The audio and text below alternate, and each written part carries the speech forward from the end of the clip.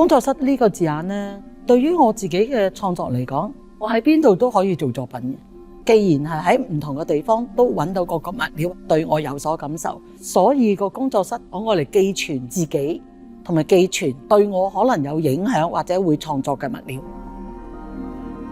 展品裏邊咧包括3個昆蟲嘅影像，2個昆蟲嘅屍體真實物質性。喺16歲嘅時候，我第一次咧睇卡夫卡嘅變形記，我認同呢種荒誕感。但係今時今日嗰陣時候，我冇將我自己嘅昆蟲變形，嗰個變形已經係隱藏晒喺我哋活着嗰個工作裏邊嘅生態。用螞蟻咧係因為個量嘅數量係可以好多，同埋佢同我哋生活真係接近。我哋本身已經有好多形容詞蟻同我哋作為人生嘅一個比喻。蝴蝶咧就基本上都係我哋會覺得同螞蟻啊或者曱甴啊嗰啲咧係兩回事嚟嘅。但係其實佢嗰個美麗蝴蝶嘅翼，你睇真啲，佢其實都係屍體嚟嘅。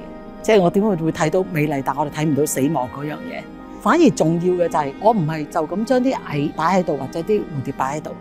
蟻係會成為一個建築嘅磚嘅尺寸，呢個係建構我哋人存在嘅空間。咁另外成個球咧係一個蝴蝶嘅一個狀態，所以佢基本都仍然喺我哋所講嘅尺寸或者係空間上邊基本個概念：四方、圓、三角形，跟住加上一啲昆蟲嗰個嘅影像，佢都存在喺呢個空間裏邊。咁所以嗰個空間係最 basic 嘅概念去拉翻起，將佢扣連。對比呢個張力咧喺件 work 裏邊咧係幾重要一樣嘢。